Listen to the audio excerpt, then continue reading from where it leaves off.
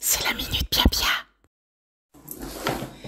Hello, hello, hello, hello, hello, bonjour, magnifique, sublime, pétillante créature céleste, mes frères et sœurs dans la lumière, je suis ravie d'être avec vous. C'est la Minute Pia Pia, c'est félicité. Comment allez-vous? J'espère que vous avez passé une resplendissante semaine en utilisant tous les petits outils que vous pouvez trouver dans la vidéothèque. Ici, tout est fait pour que vous vous sentiez bien, pour que vous puissiez kiffer votre vie. Parce que vous savez, des fois, quand on réfléchit à l'existence, on passe son temps à courir après quelque chose, et pendant le temps où on court, la vie, elle s'écoule, et on profite pas. Alors aujourd'hui, on va parler de ça. Comment faire pour se trouver dans une position où on va vraiment profiter? Je me suis rendu compte, il y a juste quelques jours, que j'étais quelqu'un, et j'en avais déjà parlé, il me semble, qui était tout le temps dans la lutte, il y avait toujours quelque chose à résoudre, et qu'effectivement, quand je me trouvais dans une situation où tout d'un coup il n'y avait plus rien, j'étais comme en déséquilibre.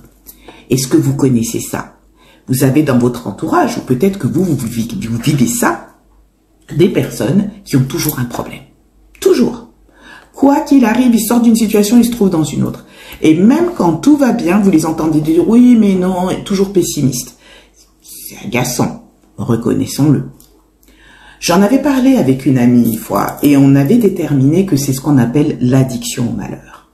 On a passé depuis l'enfance, la jeunesse, l'adolescence, la croissance, l'état d'adulte, on a passé son temps à être dans des situations extrêmement difficiles, extrêmement tendues, à devoir, si vous voulez, être sur le qui-vive. Et surtout, quand on est dans cette situation où on est sur le qui-vive, et ça, on en avait déjà parlé pour les maladies graves, on attire la sympathie et l'attention des gens. Attention, je ne critique pas ça, parce qu'on vit dans une société où finalement, reconnaissons-le aussi, si vous n'arrivez pas à un truc particulier, en bien ou en mal, vous pouvez passer complètement à l'as sans qu'on note que vous êtes là. Une des choses, par exemple, qui m'a beaucoup marqué, si vous voulez, dans ce truc-là, et j'explique ma situation, parce que vraiment ça m'avait marqué, c'est que on avait retrouvé le corps d'une jeune femme. Jeune femme, c'est pas... Parce que ça arrive des fois avec des personnes âgées qui ont été abandonnées par la famille, ou qui n'ont plus de famille, ou des trucs comme ça. Là, c'était une jeune femme qui avait sa famille, qui vivait à Londres, qui avait une vie, un travail, mais qui s'était retrouvée en arrêt maladie, et on l'a retrouvée morte au bout de 6 mois. Dans son appartement, elle était morte depuis 6 mois. Personne n'avait pensé à chercher de ses nouvelles. En fait, le problème est venu, je crois, si je me souviens, d'une accumulation de courriers. Un truc con. Parce que comme elle payait tout en prélèvement et que c'est une fille qui avait un métier où elle gagnait 10 sous, donc le loyer était prélevé, l'électricité, le machin, et le pire, donc c'était pas à l'époque de maintenant où les télés s'éteignent au bout d'un certain moment, la télé continue à fonctionner. Donc c'est pour ça que pour les voisins, elle était là et la télé fonctionnait. Donc vous voyez, il y avait la lumière, quand vous passiez la nuit dans la rue, il y avait la lumière dans l'appartement, on voit bien les lumières bleues de la télé et tout va bien, alors qu'elle était morte. Pour moi, mon truc, c'était de me dire, oui, effectivement, on peut être dans une société où on est complètement transparent. Si elle avait appeler ses amis ou ses collègues en se plaignant, en disant combien la vie est dure, combien justement elle est malade, elle va se reposer, raconter ses malheurs sur Internet, bizarrement, si ça s'était arrêté au bout de 2 semaines, les gens se seraient inquiétés. Vous commencez à voir ce que je veux dire. Donc c'est pour ça que je vous dis, je critique pas, je comprends d'où ça vient. Mais le problème, quand on a cette attitude-là, c'est qu'on nourrit la négativité. On l'appelle, on lui donne de l'énergie, et au lieu de donner de l'énergie à ce qui pourrait être notre kiffance et nous apprendre à profiter de ce que la vie a à nous offrir de meilleur, on se tourne vers le côté sombre des choses, parce que c'est ce côté sombre qui semble nous donner de l'importance. Alors on nourrit les mauvaises choses pour des mauvaises raisons. Donc ce que je veux dire là, c'est que maintenant, tel que vous êtes, ce que je vous propose, c'est de voir comment vous pouvez transformer votre mental pour vous tourner vers ce qui est lumineux. La première chose, on l'a vu quand on a parlé du SAR, la première chose, c'est d'écrire ce que vous désirez. Par exemple, je reviens sur un vieux problème. Il me faut faire réparer, je dis n'importe quoi, un rétroviseur sur ma voiture pour réussir à avoir mon contrôle technique. Ce que je veux, c'est pas tant que le rétroviseur. Ce que je veux, c'est le contrôle technique. Mais au-delà du contrôle technique, ce que je veux, c'est pouvoir conduire ma voiture tout en étant couvert par la loi. Vous voyez ce que je veux dire? Donc, ce qui est intéressant pour moi, au-delà de toutes les étapes, c'est je veux pouvoir être libre de conduire mes voitures sans avoir d'ennui avec la police. Voilà ce que j'écris sur le carnet, pas tout le reste. Parce que après, tous les moyens par lesquels ça va se passer, là, ça se fait au niveau de l'éternel, au niveau des guides, au niveau de vous-même, au niveau de tout cet agencement cosmique qui se met en place pour que ça se réalise. Rappelez-vous ce qu'on a vu dans la vidéo de la semaine dernière. Ce qui est génial, c'est que à partir de là, je dis, c'est formidable, maintenant je conduis ma voiture et je suis tout à fait en conformité avec la loi. Et maintenant que j'ai mis ça dans mon inconscient, alimenté d'une émotion, vous le voyez avec le sourire, oh, je conduis ma voiture sans aucun problème. Je suis tout à fait en conformité avec les lois. Eh bien, rappelez-vous ce que je vous ai dit la semaine dernière, mon système se souvient de ça, alors que c'est un faux souvenir, mais il fait pas la différence, lui.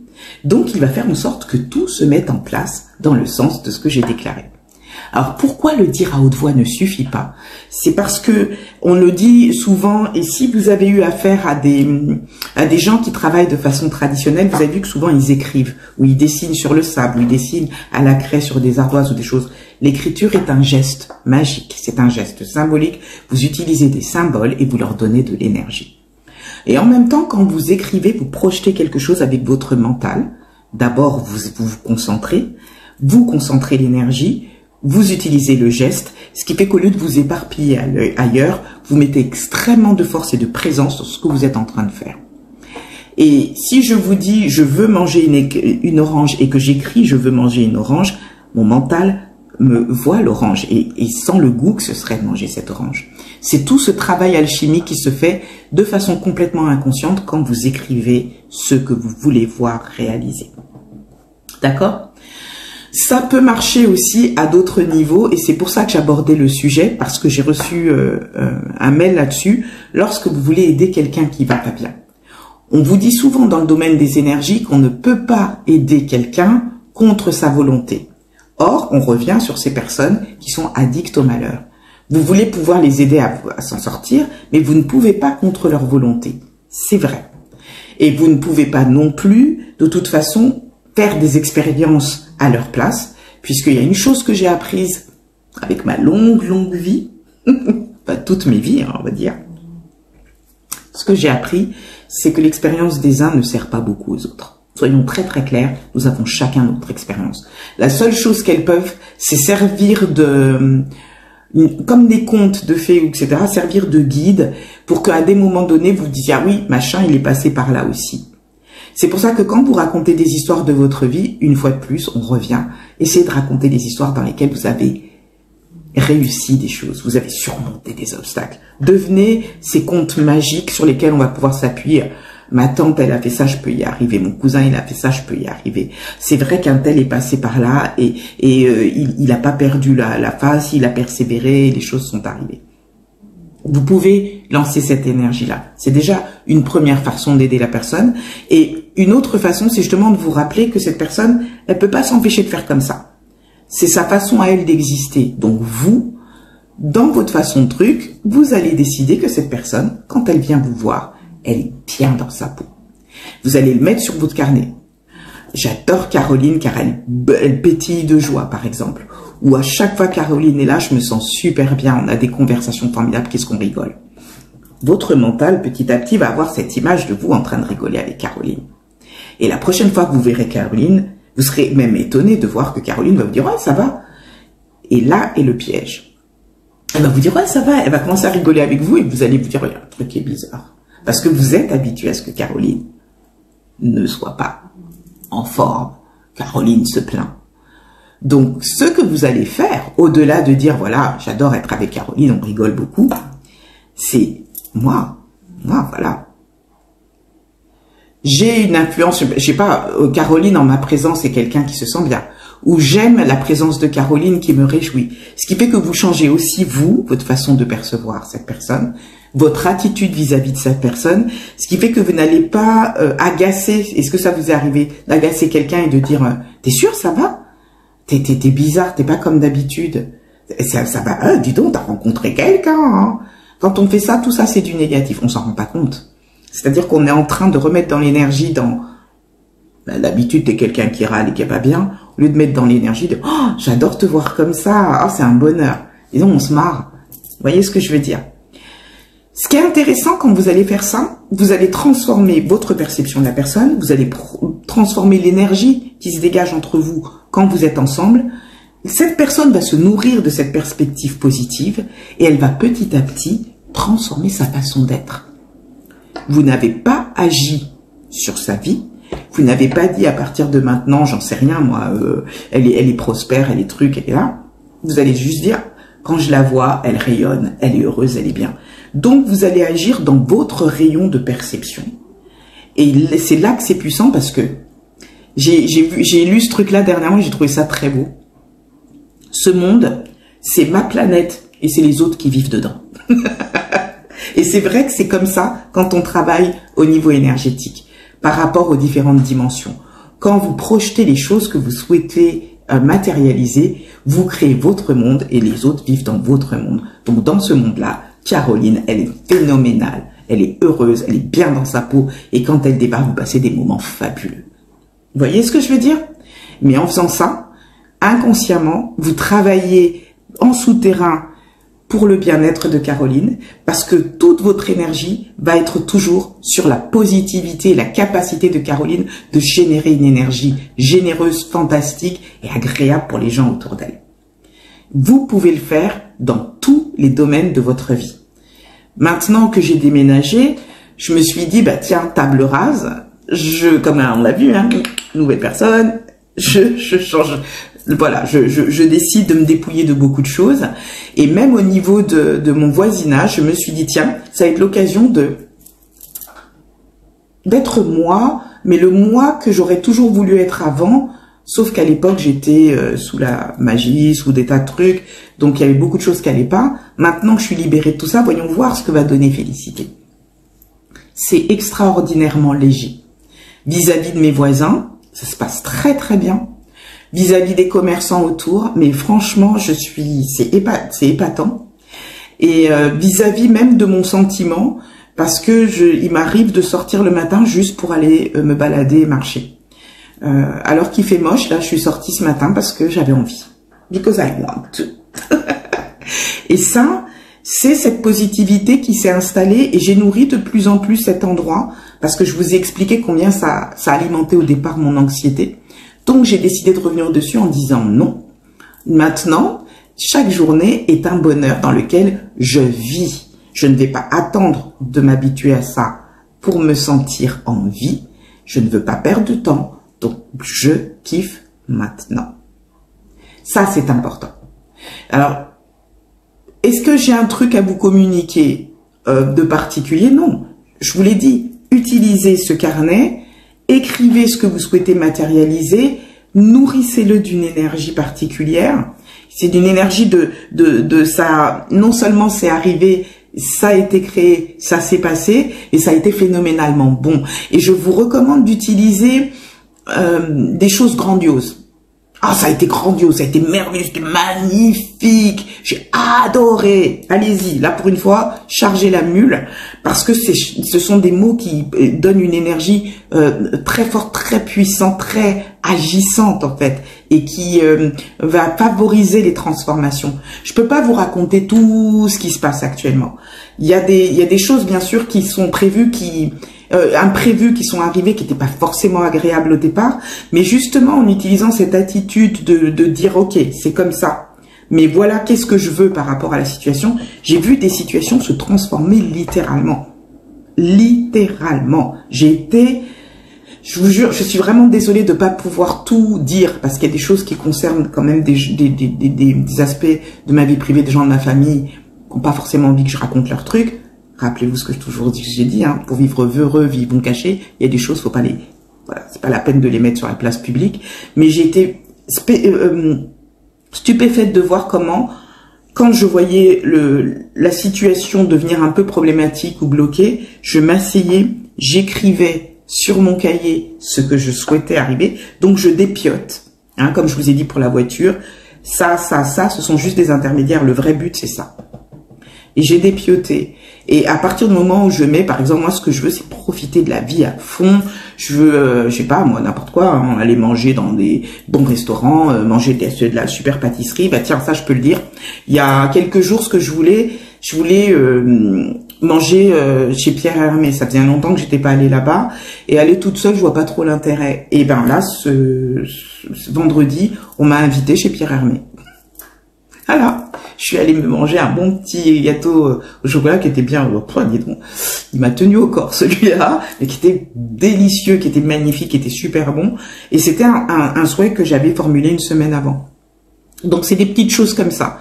Mais ça peut aller au-delà du matériel, c'est ce que je voudrais que vous compreniez. C'est-à-dire que si vous avez quelqu'un qui est dans la souffrance, au lieu d'accompagner la personne à travers sa souffrance, accompagnez-la à travers de la lumière qu'elle a à l'intérieur. Vous ne pouvez pas décider si elle va guérir ou pas, parce que le chemin divin de chacun est particulier. Mais vous pouvez décider que les choses vont se vivre dans la lumière quoi qu'il arrive. Et vous changez la donne quand vous êtes là. Et vous changez la donne, et vous décidez que vous changez la donne quand vous êtes en présence de cette personne. Vous l'aiderez à supporter ce qu'elle traverse de la meilleure façon possible, en lui rappelant par l'inconscient, sans le lui dire, hein, toujours par l'inconscient, prière, méditation, ou comme j'ai dit, projection, combien c'est un être divin, combien c'est un être lumineux, céleste, et combien cette personne a en elle la capacité de transformer les choses, chaque expérience pour en tirer le meilleur, parce qu'il s'agit vraiment de ça. Donc, écoutez, voilà, la minute Pia-Pia, c'est terminé pour aujourd'hui. C'était un petit truc, un petit condensé, mais je pense qu'il est important de se souvenir de ça. Je vous assure, faites-le. Prenez un carnet, commencez à avoir l'habitude de faire une liste. Commencez à faire une liste de 10 choses. 10 choses que vous souhaitez voir réaliser, dépiotez-les. Si vous le souhaitez, si vous sentez que ce sont des choses auxquelles vous ne croyez pas, faites le travail que j'avais dit dans une autre vidéo où vous répétez la phrase et vous sortez tout ce que ce blocage ramène en vous. Si vous dites je veux être une superstar de taekwondo, j'en sais rien, et qu'il y a tout ce qui vous dit mais t'es nul en taekwondo, tu viens de commencer, évacuez ça jusqu'à ce que la phrase vous fasse sourire et qu'elle n'amène plus d'émotion de blocage. Il s'agit de ça, c'est tout. Et une fois que c'est fait, vous refermez votre carnet, ne revenez pas dessus. Vous écrirez vos autres vœux après. Ne revenez pas dessus.